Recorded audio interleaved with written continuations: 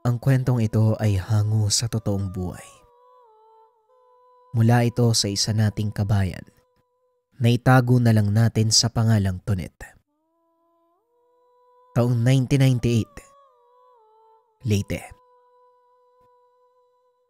Alas 5 pa lang ng umaga, nakaabang na si Tonet sa bakuran upang makabili ng puto na araw-araw nilalako sa kanilang lugar. Dahil suki na, nakakamura at kung minsay nalilibre pa. Magmula nung kabataan, ito na ang nakasanayang almusal hanggang sa magkaroon ng anak. Yan ang gusto ko. Nakaabang na kaagad. Kung katulad mo lang ang iba kong suki, hindi na ako mapapaos kakasigaw. Ilang beses na ako nawalan ng boses eh. Hindi ko maintindihan ng iba. Kailangan pang ibuhos ang buong lakas para lang tawagin sila. Kapag hindi naman ako dadaan sa kanilang bahay, ako pa magiging masama. Ay naku talaga. Wika ng tendera ng puto kay Tonet. Tinawanan lamang niya ito. Matapos makabili, kagad siyang nagtungo sa kusina para maianda ang hapag. Gising na rin ang kanyang asawa na naghahanda na para sa pagpasok sa trabaho sa kabilang bayan. Mahal, nakarating na ba dito yung isang babae na naglalako ng puto? Grabe ang sarap nun, ibang-iba sa lasa ng suki mo. Doon yun sa pinagtatrabahuan ko eh. Sa kanya ako bumibili, kakaiba eh. Anong lasa ba? Pare-pareho lang naman ng mga puto ah. May medyo matamis, may kaunting alat. Ganyan lang naman yun ah. Hindi mahal. Hindi siya maalat. Wala ring amoy ng luya. Katamtaman lang ang tamis. Basta, hindi ko mapaliwanag pero ubod ng sarap. Talaga ba? Baka mamaya may gayuma yun ah. Nawiwili ka sa kakakain. Ako, kapag ikaw tinamaan, lagot ka sa akin. Ito naman ang sama ng iniisip. Mabuting tao naman yung Ali. At saka, magaan yung pakikitungo sa amin eh. Pati nga si Amo naging suki na rin. Tapusin mo na nga lang yung pagkain mo. Ang dami mong sinasabi, umaga pa lang eh. Nandun na ang baunan mo. Ikaw na maglagay ng plastic. Tapos huwag mong kakalimutan bumili ng diaper ha. Naubusan na tayo eh. Nangangati na sa lampin si Junior eh. Pagalis ng asawa, iginugol na ni Tonet ang oras sa gawaing bahay at pag-aasikaso sa 10 buwang sanggol. Pasado alas 10 nang maging abala sa kusina. Naglulugaw para sa anak. Nasanay na sa lugaw kung kaya't ito na ang palaging pinapakain. Habang nakatutok sa niluluto, biglang umiyak ang bata. Kakaiba ang pag-iyak na parabang nasasaktan. Junior, sandali na lang ha, malapit nang matapos to. Kapag iniwan ko baka masunog eh. Kahit anong pagpapatahan, hindi to tumigil kaya napilitan na lamang siya. Naiinto ang pagluluto para bigyan ng atensyon. Nabahala din nang makitang nanginginig. Isinayaw niya habang yakap-yakap sa bisig. Hindi naman nagtagal natigil sa pag-iyak at nakatulog. Eto namang si Junior, gusto palaging kinakarga. Naku, hindi pwede yung ganyan ha. Wala tayong matatapos sa gawain. O siya, ibabalik na kita ha. Nasunog na yata yung lugaw eh. Dahan-dahan niyang ibinaba sa higaan ng bata. Pagkatapos ay binalikan ang naiwang gawain. Kaso nga lang, bigla na namang umiyak ang sanggol. Junior, patapusin mo naman ako. Hindi na yan maganda ha. Hindi ka naman ganyan ah. Ipinagtimpla niya ito ng gatas dahil kahit anong pagpapatahan, umiiyak na naman ito. Kinantahan, isinayaw, pero hindi pa rin matigil sa pag-iyak. Mabuti na lamang nadala ng biberon. O ibababa na kita ha. Huwag ka munang umiyak. Maglaro ka lang dyan. Marami pa akong dapat tapusin eh. Iniwanan niya ang bata. Naaliw naman ito sa mga laruan at pag-inom ng natirang gatas. Kagad niyang hinanda ang lugaw. Sa kalagitnaan napahinto si Tonet ng may kumatok. Malakas na parabang sinisiguradong maririnig ng taong nasa loob. Sumilip muna siya sa bintana. Pagkatapos ay pinagbuksan dahil sa tingin niya ay wala namang masamang balak.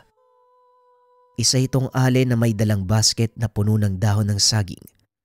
Nakangiti pa itong bumungad sa kanya. Magandang tanghali po. Ano pong atin? Wika ni Tonet. Napalingon ang ale sa loob ng bahay. Napatanong na rin. Bakit po? May hinahanap po ba kayo? Hindi ko po kasi kayo kilala eh. Mas mainam po na dumiretso na lang kayo sa barangay. Doon po kayo magtanong o hindi kaya magpatulong. Sige na po, dyan po ang daan oh. Doon po sa bandang dulo. Wika ni Tonet. Natakot ba kita? Pagpasensyahan mo na iha. Uhaw na kasi ko eh. Kaya hindi kagad makasagot.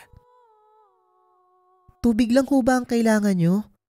Naku, hindi nyo naman po sinabi. Pasok po kayo, mainit dyan sa labas oh.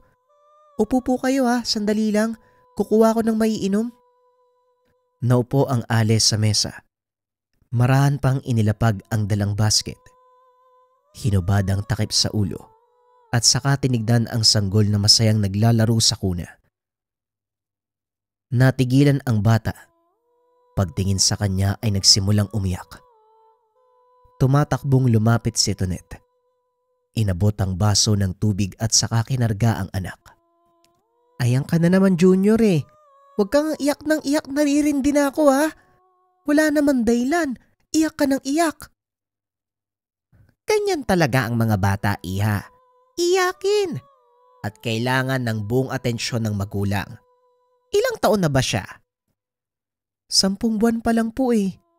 Ngayon lang po yan naging iyakin. Hindi ko pa nga natatapos yung trabaho ko eh.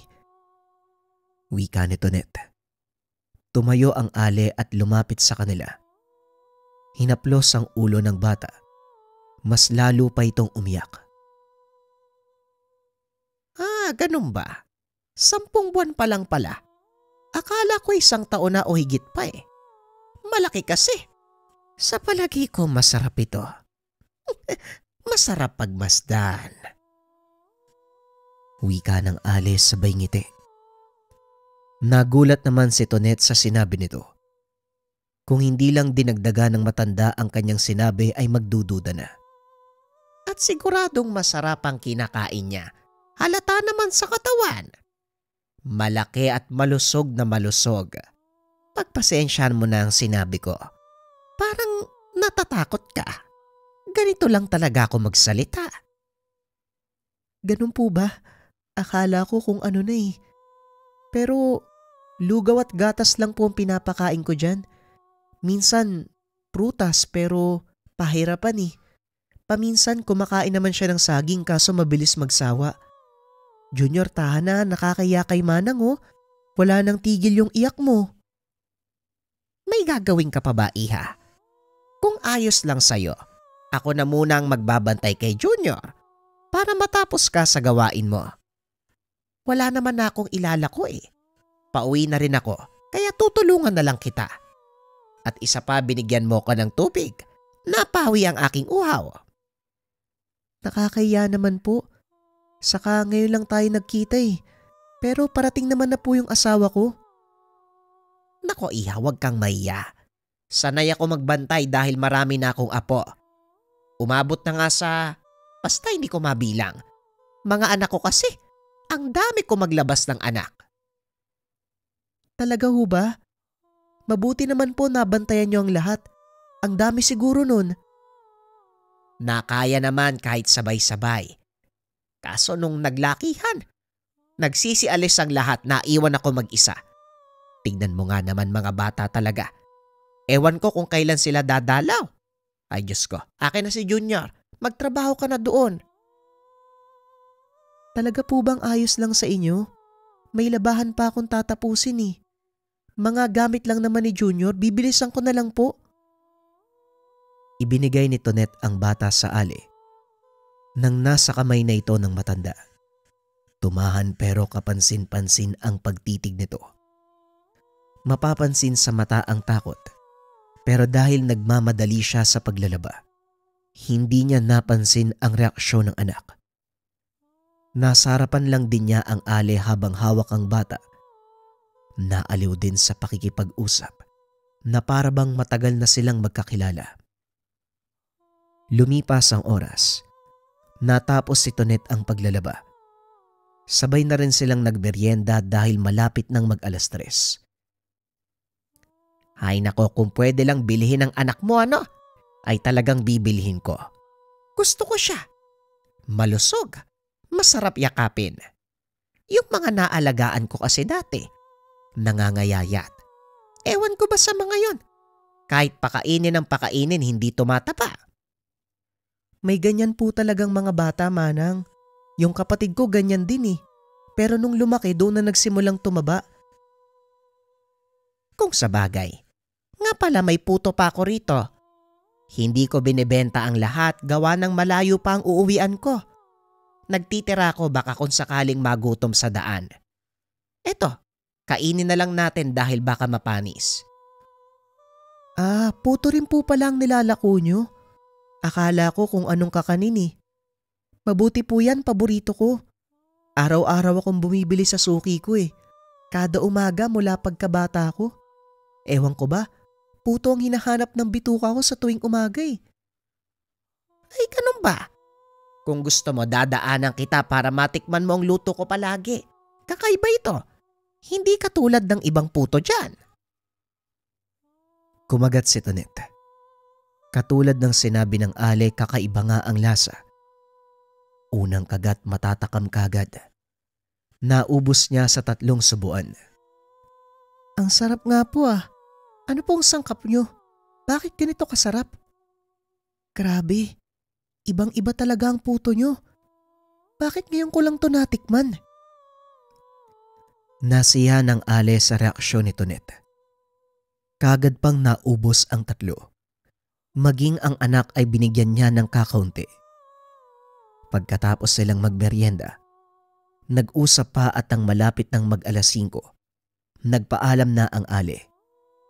Pumara ng tricycle si Tonet para masiguradong hindi na ito maglalakad. Lumipas ang ilang minuto. Bumalik ang driver at kinausap siya tungkol sa Manang. Tonet, yung pinatid mo sa akin na matanda, kilala mo ba? Hindi naman sa naninira ako ng tao pero gusto ko lang sabihin, wag mo na siyang pabalikin dito ha. Hindi ako sigurado pero para may masama siyang balak eh.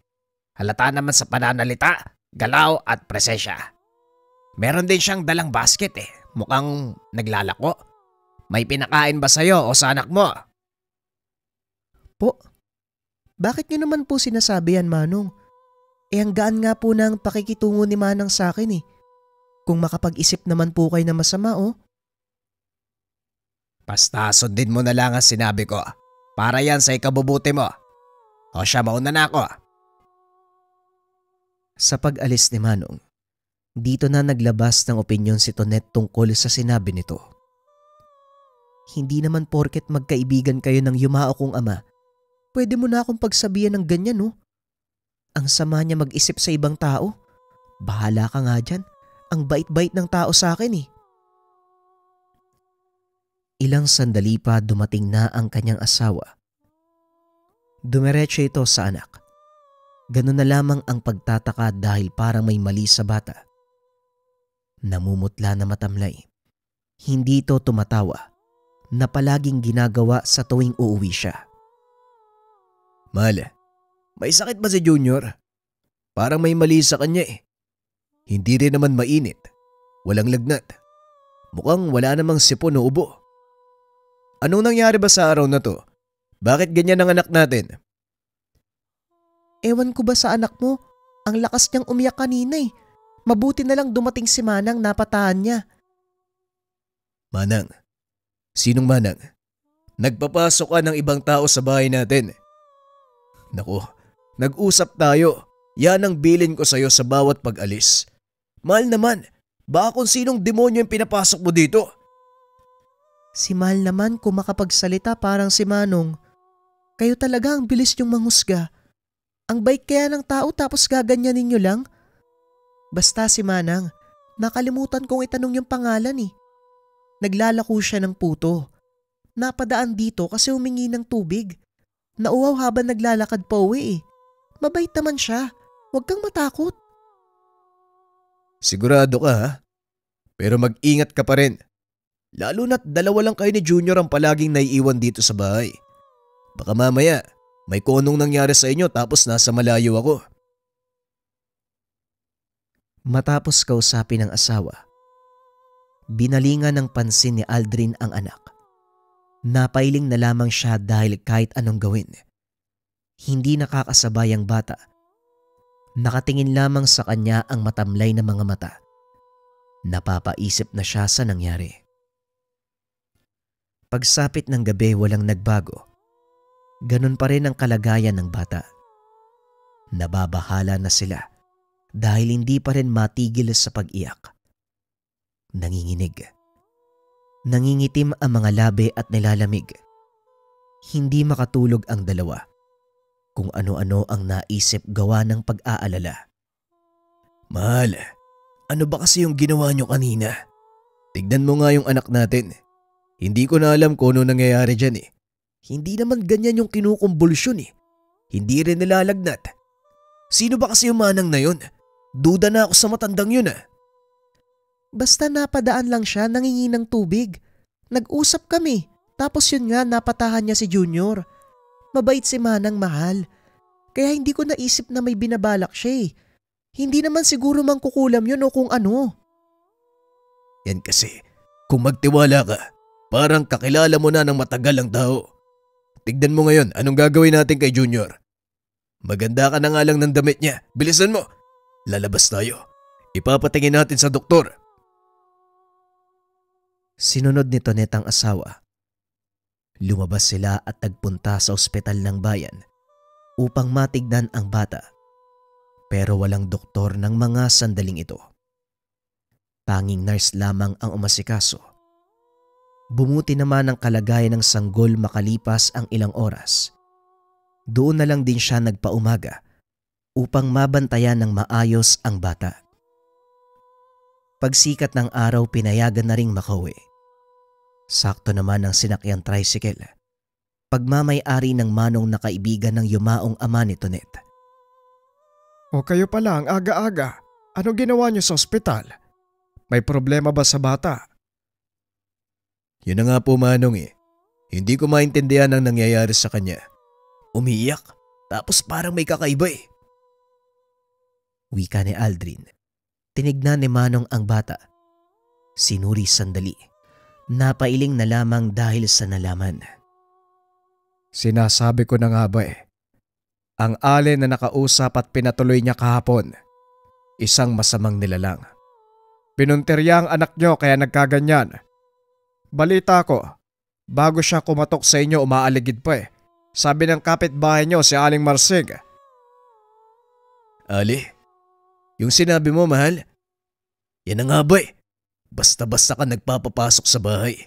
Hindi ibig sabihin pinakitaan ka ng kaunting kabutihan, pagkakatiwalaan mo na. Malay ko ba kung ganun siya? Pasensya naman, hindi ko talaga alam. Wika ni Tonet. Napuno ng pagsisisi ang boses. Pero Manong, paano niyo ho nasabi na ganun? Hindi niyo naman siya kilala. Hindi ko kailangang kilalanin ng isang taong katulad niya para may masabi ako. Eto, ilagay niyo sa tahanan. Kapag kumulo, ibig sabihin may aswang na nakapasok o umaaligid sa inyo. Maging maingat sana kayo. Kawawa ang bata dahil siya ang sadya. Sa tingin ko rin ay may kung ano siyang pinakain. Medyo matigas ang tiyan ng iyong anak. Eto, ipahid niyo sa puso ng 3 beses sa isang araw para matunaw at maalis ang lason at marka na nasa loob ng katawan ng bata. At ikaw naman babae, sundin mo si Aldrin para wala kayong nagiging problema. Wika ni Manong. Tinanggap ni Aldrin ang binigay niyang bote ng langis. Si Tonet sa kabilang banda. Hindi masyadong pinaniwalaan ang narinig. Mas matimbang sa kanya ang pakikitungo ng Ali na walang mali sa kanyang paningin. Kinagabihan hindi naisip ni Aldrin na matulog. Mulat siyang nakabantay sa anak. Pasulyap-sulyap sa langis na binigay ni Manong. Si Tonet naman ay napansin ang kilos ng asawa. Huwag mo sabihing pati ikaw nadala sa sinabi ni Manong. Mahal naman, masyado kang nagpapaniwala. Walang mawawala kung maniniwala tayo. Isa pa, malaki ang tiwala ko kay Manong. Hindi lang siya ordinaryong tao. Maalam din siya sa pamamaraan kung paanong mapuksa ang kasamaan katulad ng dala ng Ali na pinapasok mo sa ating tahanan. Ayan ka na naman eh. Sabing mabuting tao si Manang. Kung masama siya, edi sana napansin ko nung una pa. Akin na nga yung bata. Magtimpla ka na lang ng gatas dun sa kusina. Nagpalit sila ng pwesto. Hawak ni Tonet ang bata. Samantalang nasa kusina naman si Aldrin. Nagpapakulo pa ng tubig dahil naubusan. Sa kabilang banda naman, dumating si Manong. Kakarating lang galing sa pamamasada. Magkapit bahay lang sila. At dahil nasa likod ng bahay nila Tonet ang kanyang tahanan, hindi nakaligtas ang Ali na nakamanman sa unahan. Minabuti pa nitong magtago sa mga kahoy, pero nakikita pa rin niya. Ilang sandali pa, narinig na ang ingay sa kabilang bahay dahil sa malakas na boses ni Aldrin. Kumulo ang langis! May aswang! Tonet, huwag mong iwalay ang bata! Hindi na rin pinalampas ni Manong ang pagkakataon na makatulog. Kumuha siya ng patalim at hinanda ang tangan para mapabilis ang paghuli at pagpaslang sa nilalang. Nakita siya ng Ali. Nagmamadali na itong tumakbo palayo, pero hindi niya tinantanan. Patuloy na sinundan hanggang sa magkaharap. Ilang sandali pa bago magsimula ang sagupan.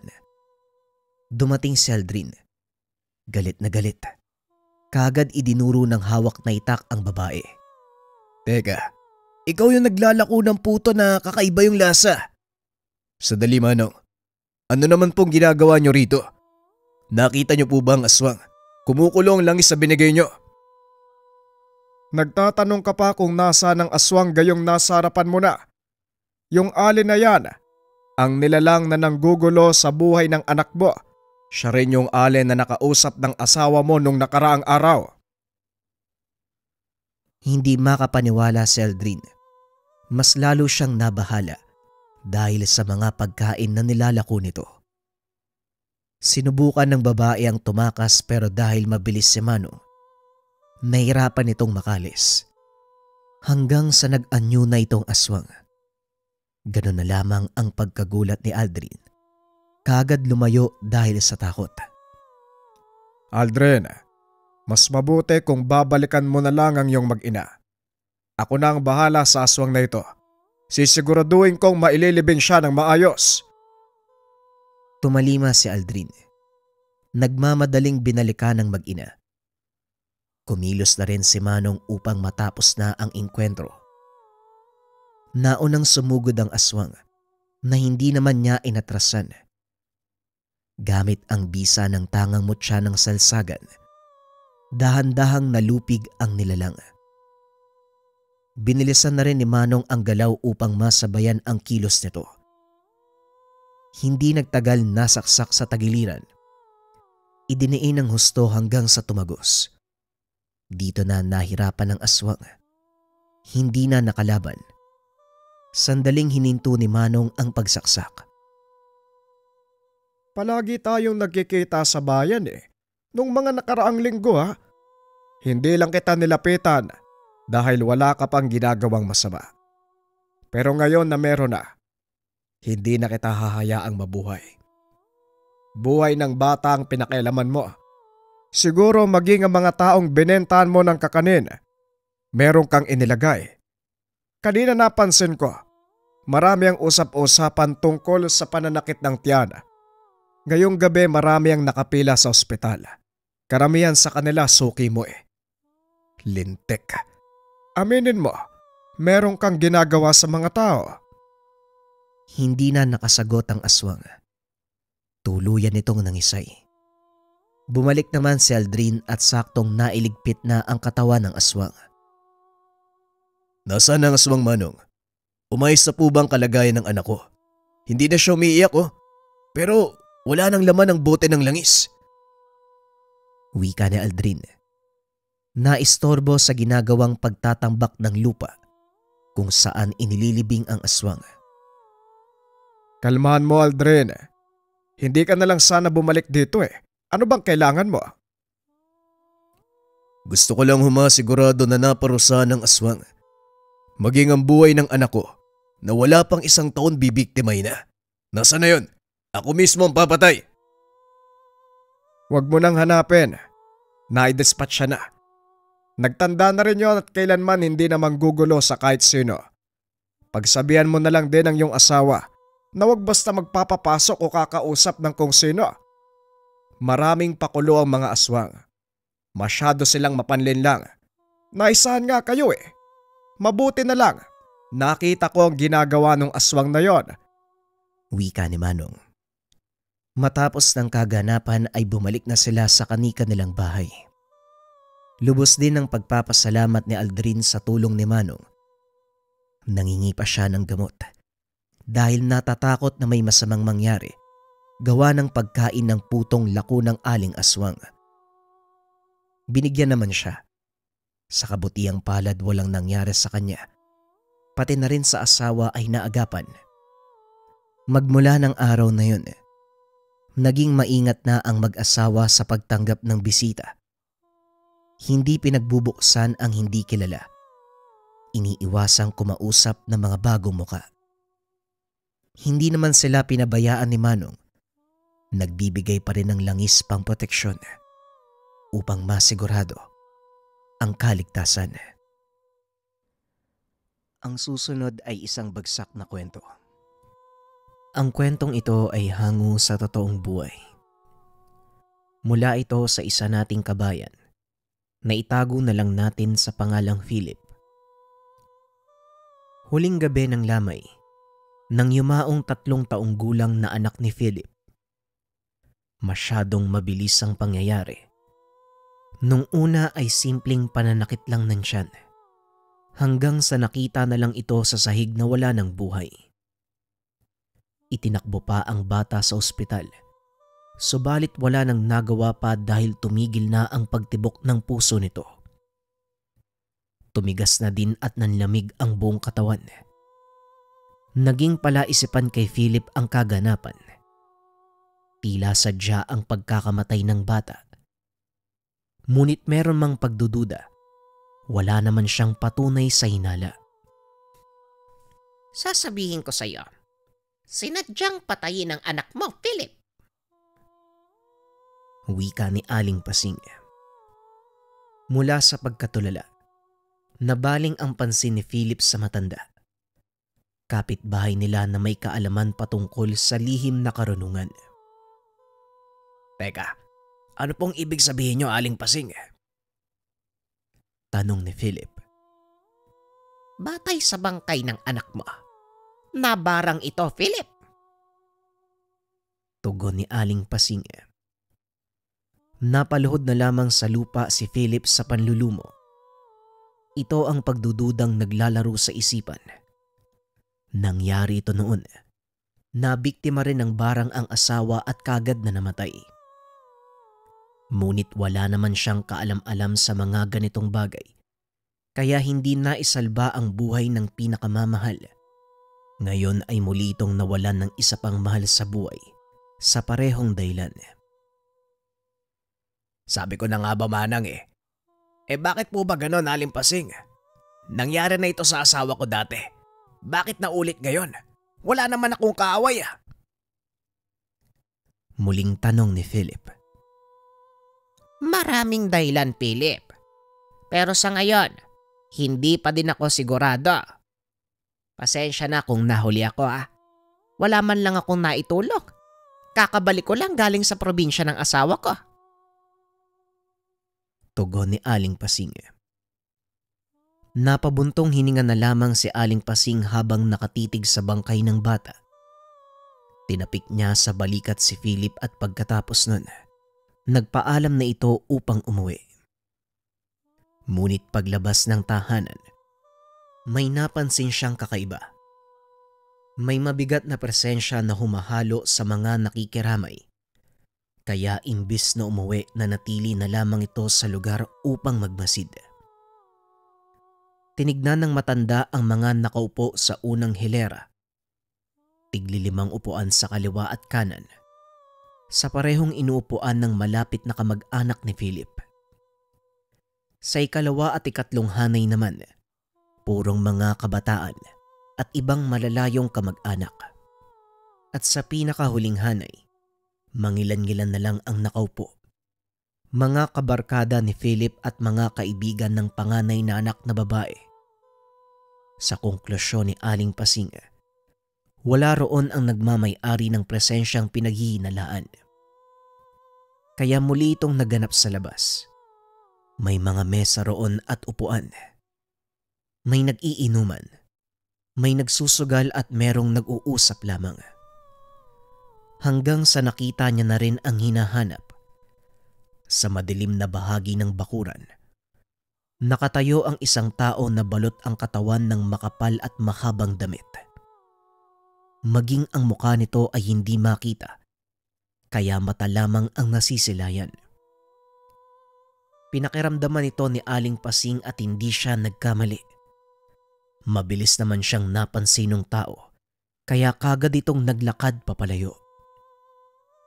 Sinundan niya ang nakita, pero hindi na naabutan pa. Sumot ito sa halaman at nawala na lang bigla. Napatingala si Aling Pasing nang kumaluskos ang itaas ng puno.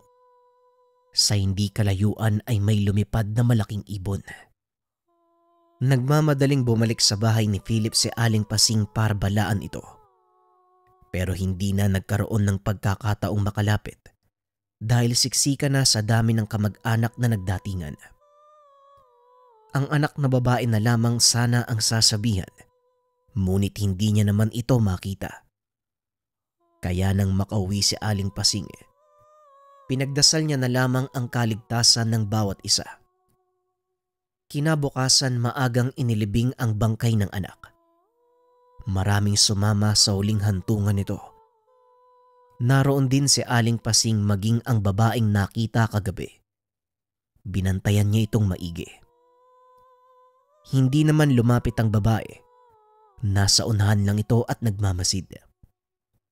Gusto sana itong lapitan ni Aling Pasing, ngunit napatigil ang matanda. Pinagmasdan na lamang niya ng mabuti ang bawat kilos nito. Pagkatapos ng libing nag-uwian na ang mga tao, kasabay ng bigla ang pagkawala ng babae sa mga mata ni Aling Pasing. Aling Pasing, may hinahanap po ba kayo? Tanong ni Philip. Oo, meron eh. Mag-iingat ka. May babaeng umaaligid sa inyo. Tugon ni Aling Pasing. Nagulat si Philip sa narinig. Sandaling natigilan at pilit na pinoproseso ang mga salitang sinabi ng matanda. Bakit naman po? Ano ho bang meron? Tanong ni Philip. Dumalaw ang nambarang sa asawa't anak mo. Nandito siya kani-kanina lang, pero bigla na lang nawala. Hindi ko kilala ang babaeng yon. Hindi ko rin mamukaan dahil may takip sa muka. Hindi ako pwedeng magkamali, Philip. Ikaw ang pakay ng babaeng yon, pero ang pamilya mo ang ginagantihan. Wika ni Aling Pasing. Napabuntong hininga at kinilabutan sa narinig. Napatingin pa ito sa paligid. Nagmamadaling tinawag ang panganay na anak. Isinabay niya rin sa pag-uwi si Aling Pasing dahil marami pa siyang mga katanungan sa matanda. Pagkababa ng sasakyan, napalingon si Aling Pasing. Kagad niyang naramdaman ang presensya ng mambabarang. Nakatago ito sa mga mayayabong na puno sa unahan. Tinignan niya ito at sinubukang paalisin gamit ang mga orasyon. Nakita naman ng matanda kung paanong umatras ang babae hanggang sa tuluyang umalis. Aling Pasing, wala na po kaming alam na makakatulong sa amin. Kayo lang ho. Ay sana ho tulungan niyo ho kami. Wika ni Philip. Basta sundin nyo lang ang bawat sasabihin ko. Ayokong maulit yung ginawa ng asawa mo noon. Tugon ni Aling Pasing. Noong asawa ni Philip ang nabarang, paalis namang papuntang probinsya si Aling Pasing dahil namatayan ito ng kamag-anak. Binilinan niya ang asawa ni Philip sa mga dapat gawin para maputol ang pambabarang na ginawa sa kanya. Pero naging pasaway ito. Hindi naniwala sa mga sinabi ng matanda hanggang sa tuluyan itong mamatay. Pangako po yan, Aling Pasing. Susundin po namin lahat ng sasabihin niyo. Wika ni Philip. Naging seryoso na ang usapan ng mga sumunod na sandali. Maging ang panganay na anak na babae ni Philip, maigpit na binalinan ni Aling Pasing. Sigurado itong siya ang susunod. Nagbigay ng 3 bagay ang matanda sa kanila bilang proteksyon sa kanilang katawan. Una, 3 piraso ng bawang. Dapat ay nakabalot ito sa isang puting tela o papel. Isisilid sa bulsa at hindi dapat mawala kahit saan man magpunta. Pangalawa, 3 dakot ng purong asin na binalot ng pulang tela o papel at saka itatago sa bulsa. Pangatlo, 3 dahon ng sariwang malunggay. Ganun pa rin ang gagawin. Babalutin ng pulang tela o papel at dadalhin man kahit saan magpunta. Iwasan ding makita ng kahit sino para hindi matalo ang bisa ng pangontra. Dinasalan ni Aling Pasing ang tahanan gamit ang 3 puting kandila habang sinasabuyan ng asin ang bawat sulok. Pagkatapos nito, binalaan ang mag-ama na mag-ingat sa bawat oras. Makakaasa po kayo, Aling Pasing. Susundin po namin lahat ng sinabi niyo. Wika ni Philip. Nang masiguradong masusunod ng dalawa ang lahat ng payo at bilin, nagpaalam na ito upang umuwi. Paglabas ng bahay, pinakikiramdaman niya ang paligid. Hinanap niya ang presensya ng babaeng nakita kanina. Nang hindi na ito maramdaman, nag-iwan siya ng 3 bawang sa pintuan at umalis na ng tahanan. Nang maiwan naman ang mag-ama sa bahay, nagsimula na ring magdasal si Philip. Ngunit talagang may katigasan ng ulo ang panganay na anak. Habang nasa altar ang ama, lumabas ito ng tahanan at natapakan ang 3 piraso ng bawang. Dinampot niya ito at walang pagdadalawang isip na tinapon. Sa paglipas ng oras, sa pagkagat ng dilim muling nagparamdam ang babae. Nang makitang mag-isa lang ang anak na panganay sa labas, kagad naman itong nilapitan ng nilalang. Hindi na sa anyong tao, kung hindi sa anyong ibon. Hala, ang ganda naman ng ibon na to. Wika ng panganay na anak na si Kakay. Napalakas ang boses niya. Kaya naman naalarma si Philip at kagad lumabas para tignan ang anak. Kakay, gabi na, ang lakas pa ng boses mo, ha? Wika ni Philip. Tay, tignan mo yung ibon, oh. Ang ganda po.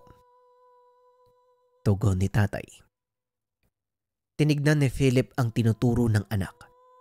Kaso nga lang wala naman siyang nakikita. Pumasok ka na nga. Kung ano-ano yung nakikita mo, baka mamaya, iba na yan eh. Wika ni Philip. Nakasimangot na pumasok ng tahanan si Kakay. Gusto pa sana niyang tumambay sa labas. Nagmamadali na lamang isinara ni Philip ang pintuan at mga bintana upang masigurado ang kaligtasan nila. Paglipas ng ilang oras, bandang 9:00, tulog na si Philip. Gising pa si Kakay ng mga oras na yun, nalilibang sa pagbabasa ng paboritong libro. Sa kalagitnaan ng pagbabasa napatigil ito matapos makapansin ng kakaiba. Isang anino ang nagpapabalik-balik sa labas. Nakikita ni Kakay ang anino nito. Natakot ang dalaga. Maigpit niyang hinawakan ang libro habang dahan-dahang lumalapit sa bintana at sumilip. Sa paghawi ng kurtina, bumungad ang isang babaeng balot na balot ng mahabang damit. Naghukay ito sa bakuran at naglagay ng kung ano. Pagkatapos ay dali-daling umalis. Nakahinga ng maluwag si Kakay nang wala na ito sa lugar. Ngunit hindi naman mawala sa dalaga ang kilabot. Pinagsawalang bahala niya lang ito. Inisip na baka may kinuha lang ang babae. Inalis ni Kakay ang anumang negatibo sa isipan dahil mahihirapan itong makatulog kung gugulo ito sa kanya. Itinago niya ang libro at kagad natulog ang dalaga. Pagkagising kinabukasan nagsimula na ang kalbaryo ni Kakay. Bigla na lang namilipit sa sobrang sakit ng tiyan. Ayon pa sa dalaga, tila may kung anong hayop na humuhukay mula sa loob. Nagsusuka na rin ito ng purong tubig at sobrang init ng katawan. Tinawag pa nito ang ama. Pero maaga itong umalis upang bumili ng mga pangangailangan. Naiwan siyang nagdurusa. Ilang sandali pa may kumatok sa pintuan. Pasuray-suray namang naglakad si Kakay sa pag-aakalang umuwi na ang ama. Nagulat ang dalaga sa nakita. Isang babae ang bumungad sa kanya. Hindi ito makilala dahil nakatakip ang muka. Ngunit dahil sa boses nito, napag-alaman niya ang kasarian. Iha, kumusta ka? Teka, sino po kayo? Sabihin mo sa akin, ikaw lang ba mag-isa dito? Marahang tumango si Kakay. Nagpatuloy sa pag-inda ng pananakit ng tiyan. Hindi rin niya maintindihan dahil mas lalong umiinit ang katawan. Pinagpapawisan na ito at hindi mapakali. Gulong-gulo na sa nangyayari. Masakit ba, iha? Ayos lang yan. Yan ang kabayaran sa atraso ng pamilya mo sa akin. Wika ng babae. Napatitig si Kakay dito hanggang sa bigla na lang nawalan ng malay ang dalaga. Napangiti naman ang babae at binalak pang pumasok sa tahanan. Pero napatras ito nang mapansin ang mga pangontrang sumasalubong sa kanya. Titisin pa sana ito ng babae para makuha si Kakay. Hanggang sa narinig nito ang tunog ng sasakyan, kaya nagmamadali itong umalis sa lugar. Dumating si Philip. Hindi na napatay ang makina ng kotse pagkakita sa pintuan kung saan nakahandusay ang anak. Nagmamadali itong lumapit at inalam ang kalagayan nito. Inayos niya sa higaan ang walang malay na si Kakay. Natatarantang nilagyan ng basang tuwalya ang noo para maibsan ang init ng katawan. Hindi alam ni Philip ang gagawin, kaya dali-dali itong pumunta sa tahanan ni Aling Pasing. May kalayuan ito, pero mabilis niyang narating. Sa pagkataranta hindi ito gumamit ng kotse, tanging pagtakbo ang nagawa. Nang marating ang tahanan ni Aling Pasing, kagad niyang pinaliwanag ang kaganapan. Hindi naman nagdalawang isip na sumama ang matanda. Sinuri ni Aling Pasing ang katawan ng dalaga. Katulad ng inaasahan, kinapitan na ito ng negatibong aura. Tinignan pa ng matanda ang bulsa ng suot nitong palda. Nang hindi makita ang hinahanap, ganon na lamang ang pagkadismaya ni Aling Pasing. Nako, naging pasaway ang anak mo, Philip. Hindi niya sinunod ang bilin ko. Wika ni Aling Pasing. Pero paano po naging pasaway? Paulit-ulit ko siyang sinabihan na maglagay ng 3 pirasong bawang sa bulsa niya. Tugon ni Philip. Wala akong nakita kahit ano eh. Hindi niya seneryoso ang bilin ko. Wika ni Aling Pasing. Napayuko na lamang si Philip. Humingi ng tawad sa kapabayaan at pagiging pasaway ni Kakay. Pero hindi bale na. Gagawin ko na lang kung anong makakaya ko. Wika ni Aling Pasing. Gamit ang dalang lana, pinahiran niya ang noo ni Kakay sabay guhit ng krus.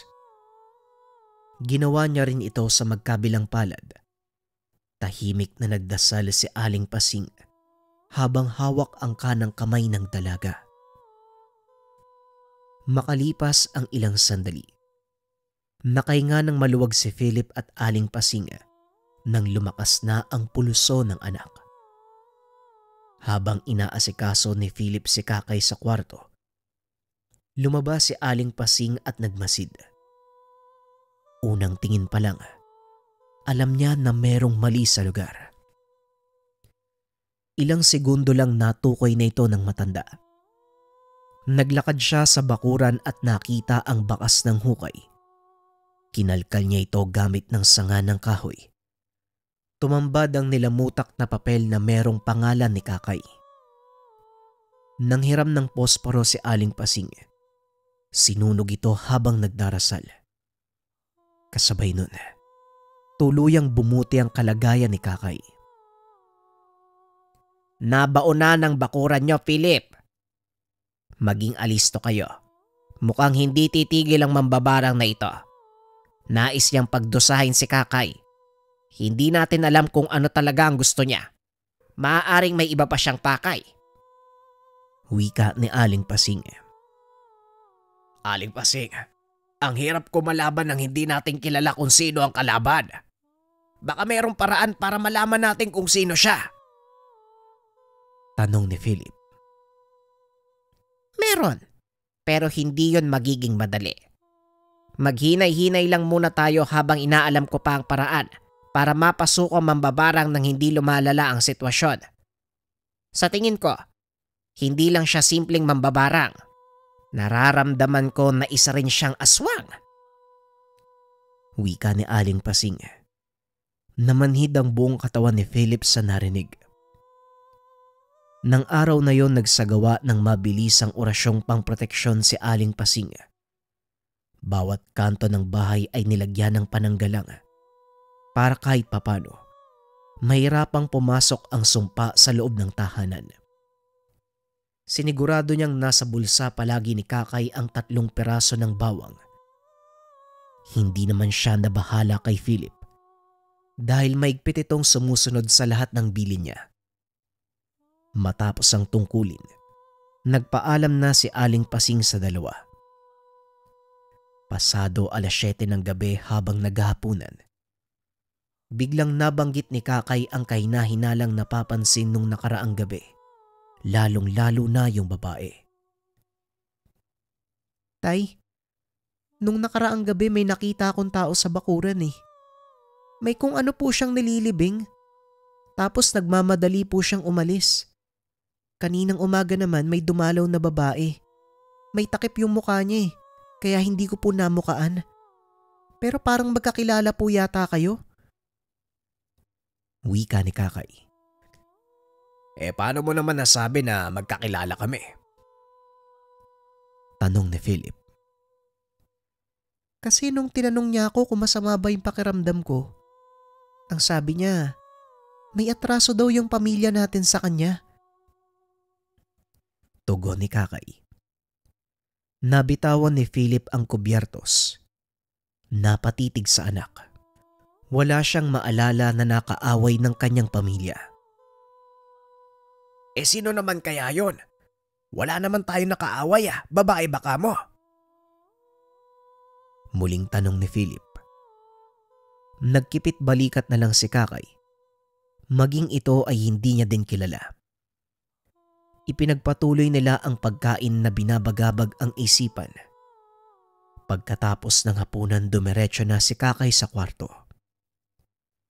Samantalang tumambay naman muna sa labas si Philip. Walang ibang laman ng isipan kung hindi ang kagustuhang malaman kung sino ang babaeng tinutukoy ng anak. Kung iisa lang ba ito sa sinasabi ni Aling Pasing na mambabarang. Habang nag-iisip, may napansin siyang kakaibang hubog sa itaas ng puno. Naroon nito sa harap ng bahay. May kung anong nakalambiting nilalang. Malapad ang mga pakpak. Kitang-kita ang pulang mga mata. Hindi naman masabing ibon dahil higit na mas malaki ito kung ikukumpara. Pinagmasdan niya ito sa loob ng ilang sandali. Napagtanto na isa itong aswang. Dahil sa kilabot ay dali-daling pumasok ng tahanan si Philip. Matapos maisara ang pintuan, kagad siyang sumilip sa bintana. Nanlaki ang mga mata dahil wala na ang nilalang doon sa puno. Wala man lang itong narinig na pagaspas ng pakpak o kahit anong kaluskos. Kaya labis ang pagtataka ni Philip.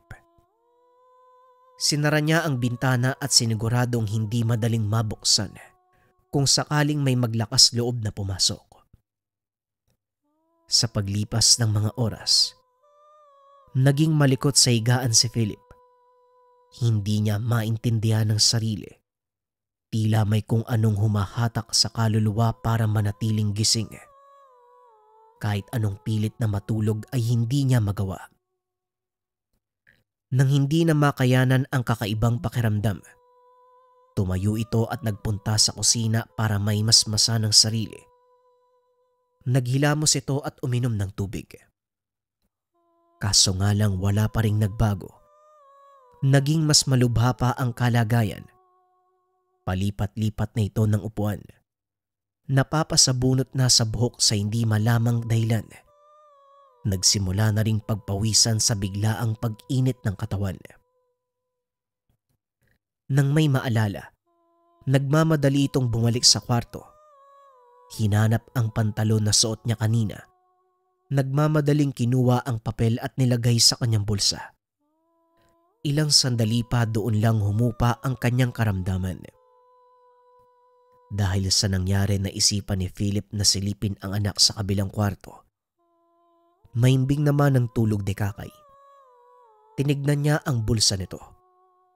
Laking pasasalamat nang makitang naroon pa ang pulang papel. Papalabas na sana ito para bumalik sa sariling kwarto. Nang may maaninag na anino sa dingding malapit sa kusina. Dahan-dahan siyang lumapit.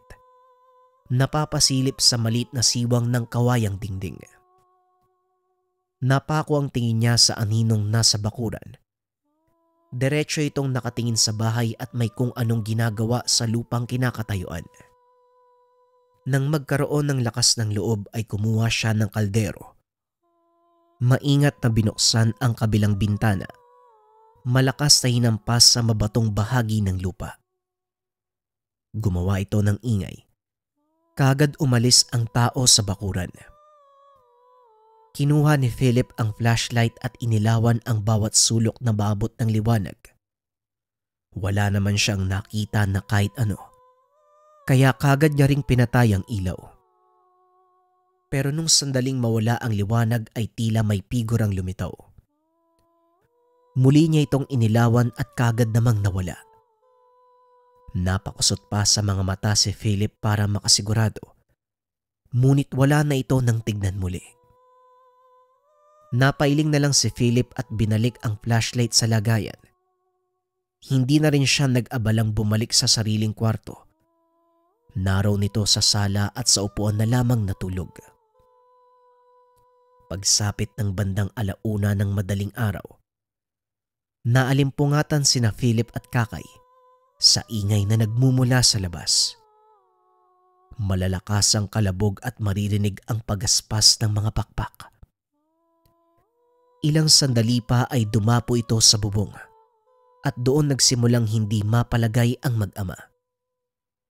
Nagmamadali itong kumuha ng patalim. Napadasal pa nang wala sa oras. Sinubukang bugawin ni Philip kung sino man ang nasa bubong.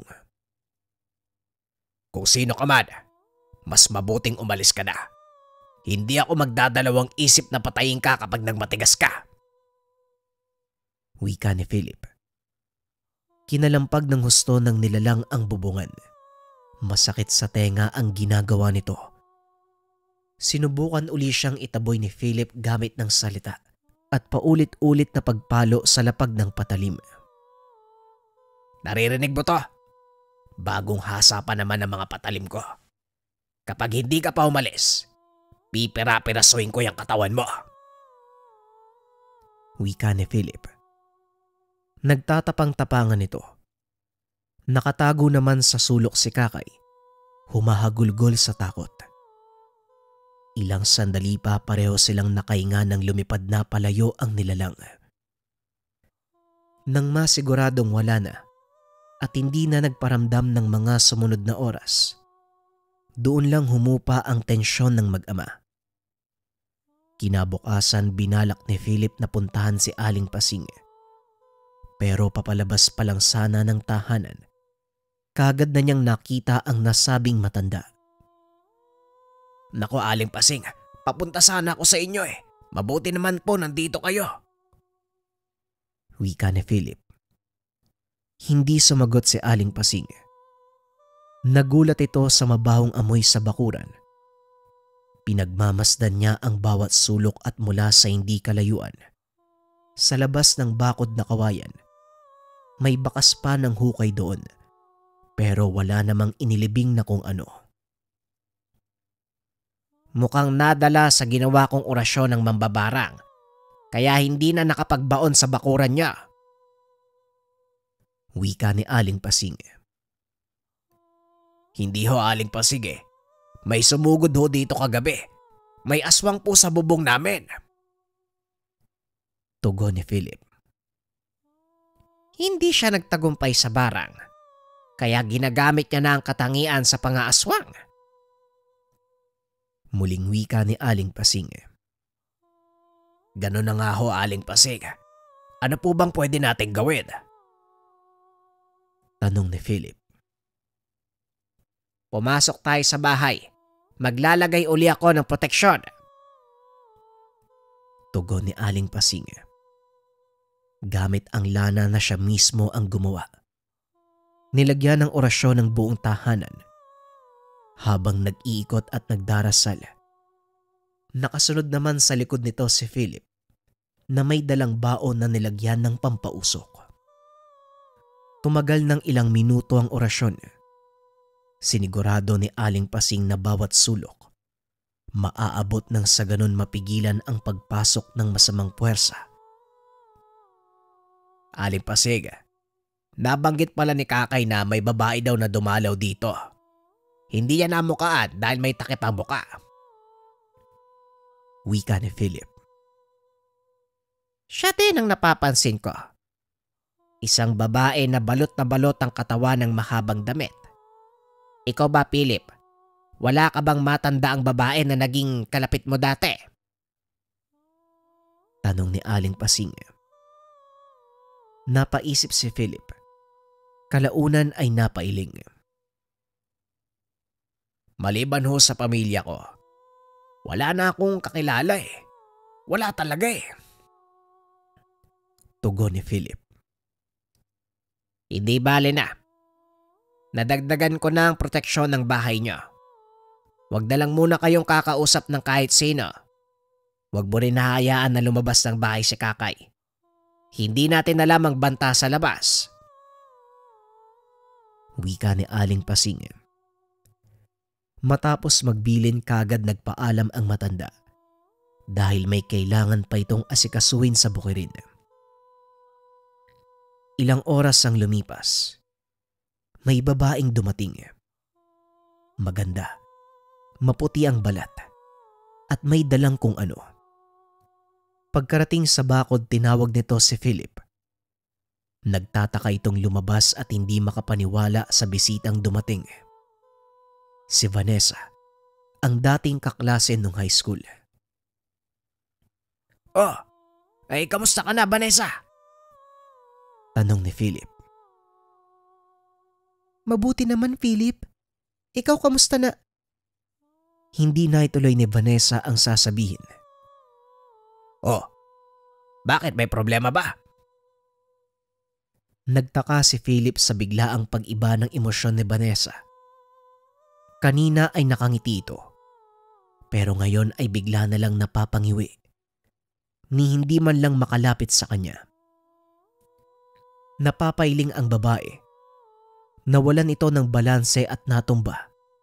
Ininda ang pagkahilo. Hoy, ano nangyayari sa'yo? Ayos ka lang ba? Tanong ni Philip habang inaalalayang tumayo si Vanessa. Medyo nahihilo ko. Sa susunod na lang tayo mag-usap. Nagmamadaling umalis si Vanessa.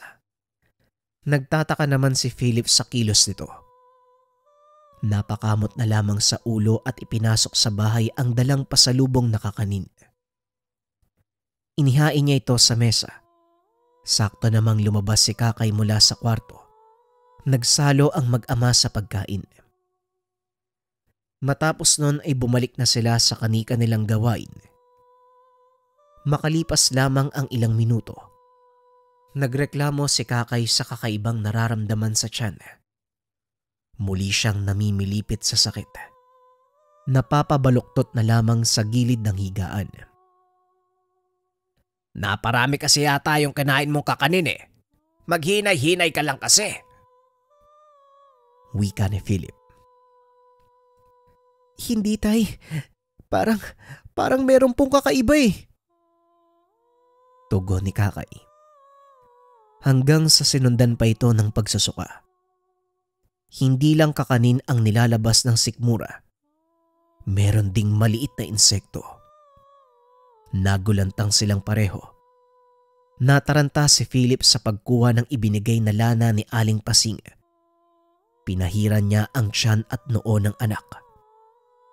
Nagpatuloy sa pagsusuka si Kakay hanggang sa mailabas ang lahat ng kinain. Pagkatapos sumupa na rin ang kalagayan. Hindi makatiis si Philip, kaya dali-dali na nitong pinuntahan sa tahanan si Aling Pasing. Kakasabi ko lang sa inyo na mag-ingat. Huwag basta-basta makikipag-usap. Talagang kinain nyo pa yung binigay sa inyo. Wika ni Aling Pasing. Aling Pasing, sino ba naman kasi mag-aakala eh? Kilala ko si Vanessa, kaklase ko yun noon eh. Mabait yun. Maalaga. At saka pala kaibigan. Siya yung tipo ng tao na hindi mananakit ng kapwa. Tugon ni Philip. Anong buong pangalan niya? Vanessa. Vanessa Calampa po. Bakit Aling Pasing? Vanessa Calampa. O sige. Umuwi ka muna sa inyo at may gagawin lang ako. Pupunta ako sa inyo mamaya. Wika ni Aling Pasing. Kaagad bumalik sa tahanan si Philip. Habang si Aling Pasing naman, ginawa ang ritual ng pagkilala ng mambabarang.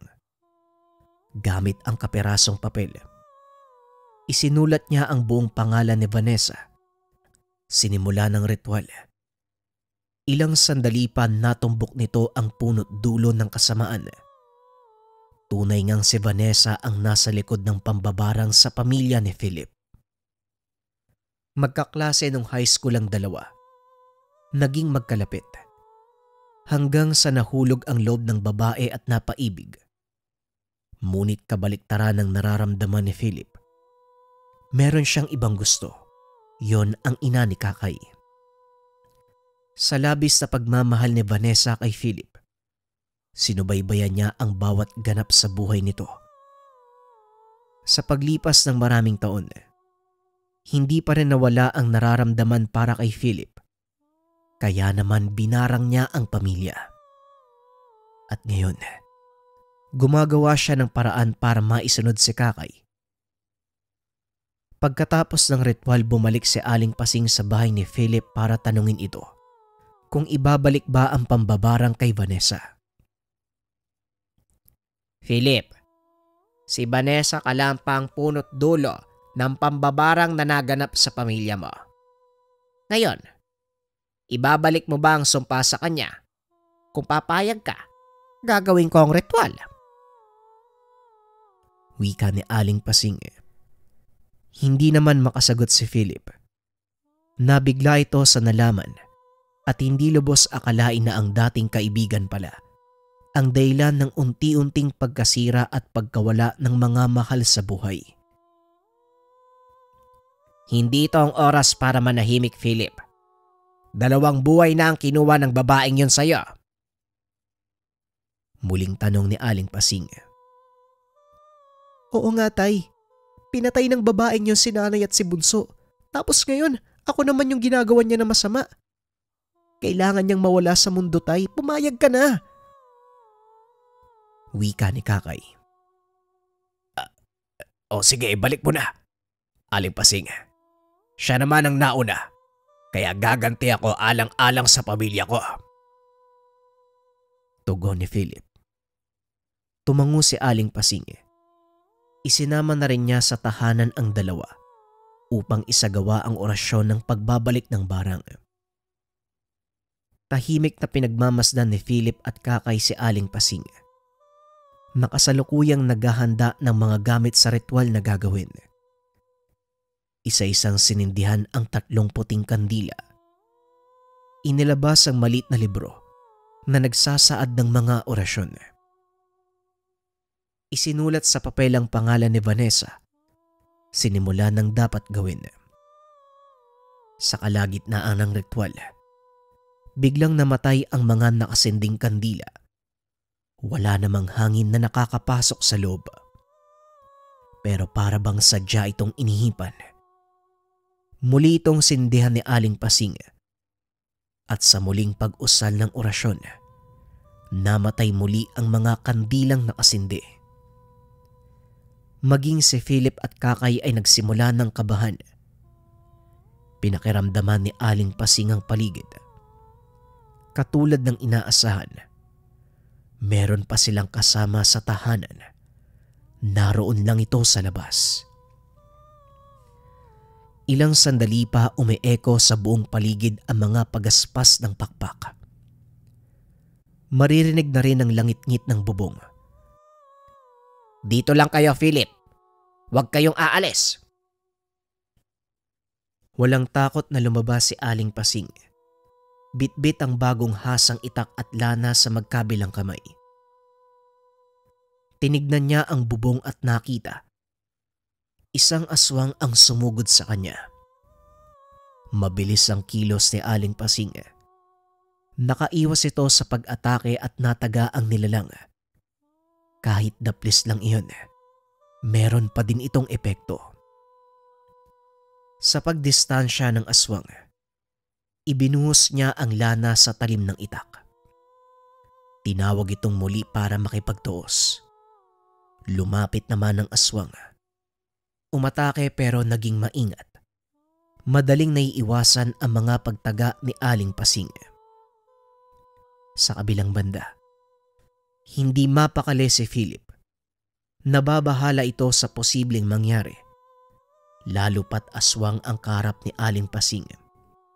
At isa pa, matanda na ito para mapasabak sa labanan. Hindi na nakayanan ni Philip ang sarili. Naganap ito ng patalim at tinulungan ang matanda. Philip, pumasok kayo doon sa loob. Baka kung anong mangyari sa inyo. Wika ni Aling Pasing. Sa akin may atraso si Vanessa.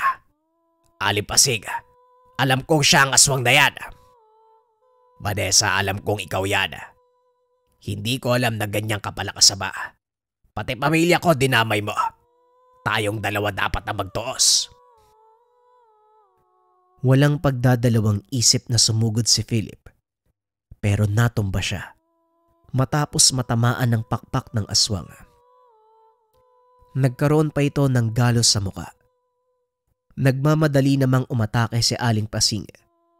Sa muling pagtaga ay natamaan niya ang nilalang. Daplis lamang ito pero napaangil ang aswang. dahil may lana na pangontra ang talim. Dumapo sa bubong ang aswang at masamang nakatitig sa dalawa. Hanggang sa bigla itong lumipad papalayo sa lugar. Ang buong akala ng dalawa ay tapos na ang laban. Pero laking gulat ng mga ito nang marinig ang sigaw ni Kakay mula sa likuran. Ibaba mo ang anak ko. Subukan mo lang talagang saktan siya. Papatay kita, Vanessa! Wika ni Philip. Naluluha na lamang si Philip habang tinitignan na nahihirapan ang anak. Hindi sila makabuelo ni Aling Pasing dahil maaaring masaktan si Kakay. Umaagos na ang dugo sa mga balikat ni Kakay kung saan nakabaon ang matulis na kuko ng aswang. Muling kumuha si Aling Pasing ng lana at ibinigay kay Philip. Sige, Philip. Gamitin mo yan. Hinayaan niyang si Philip na agawin ang atensyon ng aswang. Nagmamadali naman itong bumalik sa pwesto kanina upang ituloy ang ritual ng pagbalik ng barang. Matapos masindihan ng mga kandila, sinimulan niya ang ritual.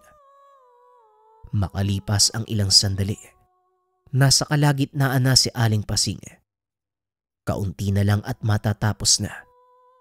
Subalit naudlot nang sapilitang pumasok sa bintana ang aswang. Tumilapon pa ang matanda sa dingding dahil sa paghampas ng pakpak ng nilalang. Nagtamo siya ng pinsala sa binti. Napayaw ang aswang nang mataga ito ni Philip sa likuran. Umuusok ang likuran nito dahil sa binuhos ni Philip na lana. Hindi naman makabalik sa pagsasagawa ng ritual si Aling Pasing dahil patuloy siyang pinipigilan ng aswang. Hindi naman tumigil sa pagtaga si Philip at dahil sa daming natamong pinsala ng nilalang, kaagad siyang umalis doon sa lugar. Kinabukasan, paglabas ng tahanan ni Philip, napansin niya ang iilang bakas ng hukay sa bakuran. Sa bilang niya ay halos umabot sa 5. Kaagad siyang pumunta sa bahay ni Aling Pasing at sinabi ang nakita. Talagang grabe ang pagmamahal sa iyo ah. Gagawin ng lahat. Makuha lang ang gusto niya. Kung sa bagay, wala naman silang kaluluwa para makaramdam ng awa sa mga tao. Ang mahalaga para sa kanila, maging maligaya. Wika ni Aling Pasing. Ano na ho ang gagawin natin, Aling Pasing? Ayoko naman humantong sa puntong mawala si Kakay. O ako mamatay ako. Tanong ni Philip. Huwag kang mag-alala. Mamayang gabi, tatapusin na natin to. Kapag nagtagumpay tayo, wala nang magiging problema. Tugon ni Aling Pasing. Napanatag naman si Philip matapos ang ilang oras. Sumapit na ang gabi. Nagsimula na namang manakit ang katawan ni Kakay. Napapabaluktot ito sa sulok habang iniipit ang tiyan. Ayon sa kanya, may gumagalaw sa loob at sobrang sakit nito. Paulit-ulit din niyang hinahampas ang kanang tenga. Hindi nagtagal, may lumabas na patay na insekto. Nagsusuka na ito ng purong tubig na may halong mga langaw. Sa bawat pagsuka, nanginginig ng husto si Kakay. Nahirapang ilabas ang laman ng sikmura. Kaagad naman itong inasikaso ni Aling Pasing. Inuna muna ang pag-asikaso sa dalaga bago nasimulan ang pagbabalik ng barang. Si Aling Pasing na lamang ang mag-isang gumawa. Hindi na isinama sa silid si Philip para maasikaso ang anak na nahihirapan. Namumutla na si Kakay. Hinang-hina na ang buong katawan. Binuklat ni Aling Pasing ang libro ng orasyon habang hawak sa kabilang kamay ang papel na pinagsulatan ng pangalan ni Vanessa. Sinimulan niya na ang pag-usal ng dasal. Bawat kataga, mariin ang pagkakabigkas. Siniguradong bawat pasakit na pinagdusahan ng pamilya ni Philip, malinaw na maibabalik sa mambabarang. Habang nagriritual, maririnig ang pagaspas ng mga pakpak. Ipinagpatuloy ni Aling Pasing ang ritual. Hindi alintana ang banta ng aswang. Habang si Philip naman ang humarap sa nilalang. Kahit walang sapat na kaalaman sa pakikipaglaban, sumugal pa rin ito. Gamit ang lana na ibinigay ni Aling Pasing, ito ang ginamit niya para pakalmahin ang anak. Ibinuhos sa talim ng itak at hinamon ang nilalang. Halika dito, demonyo ka. Kung sa tingin mo, papayag ako magtagumpay ka sa binabalak mo sa anak ko. Nagkakamali ka. Magkakamatayan muna tayo. Halika dito. Bumaba ka. Huwag kang lipad ng lipad. Wika ni Philip. Bumaba ang aswang. Unti-unting nagbalik sa anyong tao. Bumungad ang halos hubot-hubad na si Vanessa. Kaagad na nagmakaawa kay Philip.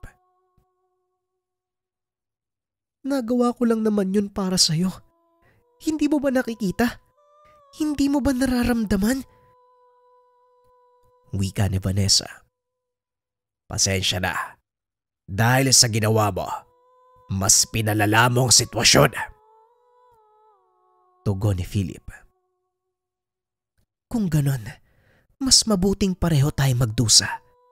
Uubusin ko lahat ng lahi mo. Subukan mo. Sinasabi ko sa'yo, pipira-pirasoy kita. Bakit kasi hindi ka nalang makinig sa akin? Talikuran mong pamilya mo. Sumama ka sa akin. Pangako, hindi ko papatayin ang huling anak mo. Manahimik kang demonyo ka. Hindi ko kayang sumama sa isang maligno. Tugon ni Philip. Tinaga niya si Vanessa. Subalit nakaiwas ang babae. Kagad nag-anyong aswang at lumipad. Gumawa si Philip ng paraan para masabayan ng aswang. Umakyat ito sa bubong at pilit itong hinabol. Kaso nga lang tinamaan siya ng pakpak ng nilalang. Bumagsak sa lupa si Philip. Tumama ang likuran sa bato. Sa kabilang banda, nang makita ni Kakay ang sitwasyon ng ama, kinuha niya ang mga boteng nakailera sa altar. Inantay niyang muling lumapit ang aswang kay Philip at dali-dali niyang isinaboy ang likido. Napadaing ang nilalang at nangingisay na lumayo. Tinulungan niya ang ama at inakay papasok ng tahanan, subalit hindi sila nakapasok dahil humarang ang nilalang. Binangga sila at natumba pareho. Kagad namang nagpaharang si Philip ng umatake. Salip na kay Kakay tumama. Si Philip ang nakalmot sa braso at kamay. Napaluhan na lamang si Kakay.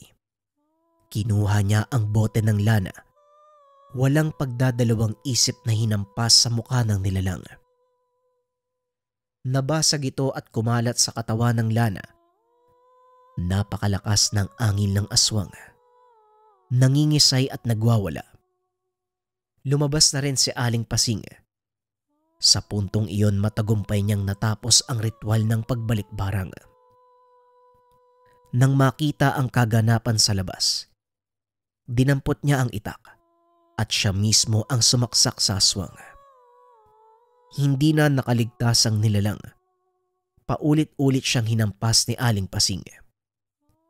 Sa galit pa ni Philip, halos tadtarin niya ito ng pinong-pino. Hindi na nakakalaban ang aswang. Ayon kay Aling Pasing, tuluyan ng umepekto ang pagbabalik niya ng barang, kaya nawala na ng lakas si Vanessa. Matapos ng lahat ng kaganapan, kagad nilang sinunog ang bangkay upang walang makakitang ibang tao. Kahit patay na si Vanessa at tapos na ang panggugulo nito, hindi pa rin niya maiwasang kabahan at mangamba. Nadala siya sa nangyari, kaya hindi mabura-bura ang takot sa isipan. Kinabukasan bumalik na ang mag-ama sa tahanan. Sumama si Aling Pasing para suriin muli ang paligid. Katulad ng binanggit ni Philip, may mga hukay nga sa bakuran. Puro pangalan ni Kakay ang nakasulat sa mga papel. Isa-isa itong kinuha ni Aling Pasing at sinunog habang dinadasala ng orasyon. Pagkatapos nun, nagsagawa muli ng orasyon para sa pangkalahatang proteksyon ng mag-ama. Hindi nagpakampante si Aling Pasing, kaya nagpa siya itong mas lalong pagtibayin ang kanilang dungan. Tinuruan niya rin si Philip ng mga nararapat gawin sa oras ng pangangailangan. Binigyan niya ng kaunting kaalaman sa kulam, barang, maging pangontra sa mga aswang. Buong puso naman itong tinanggap ni Philip. Kahit wala na nang gagambala sa inyo, hindi pa rin kayo pwedeng magpakampante. Lahat ng itinuro ko, huwag kakalimutan. Lahat ng pangontra, huwag iaalis sa katawan. Hindi natin alam kung merong kapamilya ang Vanessa na yan. Maaaring patay man siya, pero mga kamag-anak niya, pwedeng-pwede kayong bawian. Wika ni Aling Pasing. Tatandaan po namin yan, Aling Pasing. Maraming salamat po sa tulong niyo. Walang anuman, Philip. Tayo-tayo lang din naman ang magtutulungan. Basta, kapag nasa oras ng kapamakan, gawin niyo ang itinuro ko o hindi kaya tawagin niyo ako. Sa paglipas ng mga araw, naging payapa na ang buhay ni Philip at Kakay. Wala nang kahit anong senyales ng barang. Nakakakain, nakakakilos, at nakakagalaw na ng maayos si Kakay. Paunti-unting nabubura ang pangamba at takot sa puso't isipan. Hindi na gaanong nag-iisip sa mga posibleng mangyari sa oras na lalabas. Wala na ring banta sa gabi. Naging payapa na ang pagtulog nang walang gumugulo sa isipan. Pero kahit ganun, hindi pa rin nagpakampante si Philip. Oras-oras siyang alisto at sa bawat taong dumaraan sa harapan ng tahanan, tinatandaan niya ang muka, ang kilos, at kapag may kahinahinala, nagmamadali niyang kinukuha ang lana. Minsan pa nga itong napagkakamalang baliw ng kapitbahay. Sa loob-loob niya, walang mali dahil nag-iingat lamang siya. Nakasanay na ni Philip ang ganong gawain. Saan man magpunta, palaging may lamang proteksyon ng bulsa. Maging ang bawat sulok ng kotse ay nalagyan din. Hindi siya basta nakikipagsalamuha. Dumidistansya kapag merong nararamdamang kakaiba. Bantay sarado ang anak na si Kakay. Hatid sundo sa eskwela. Kilala ang bawat kaklase na kakilala nito. Wala namang reklamo si Kakay dahil naiintindihan niya ang kilos ng ama. Sa paglipas pa ng panahon, nakagawian nila Philip at Kakay ang ibayong pag-iingat. Palaging may lamang proteksyon ang bawat bulsa at hindi kailanman kinalimutan ang bilin at paalala ni Aling Pasing. Opinyon para sa kwento natin ngayon, mga kabayan. Ako, para sa akin, buti na lang nandyan si Aling Pasing para tulungan yung pamilya ni Philip. Pero mapapansin din natin sa kwento na sa palagay ko hindi ganong kalalim yung kaalaman ni Aling Pasing patungkol sa lihim na karunungan. Kasi kung mapapansin nyo, ilang beses silang nagkaroon ng inkwentro doon sa nilalang. Doon kay Vanessa, umabot pa sa punto na yung lanang gamit, nataga na nga yung nilalang .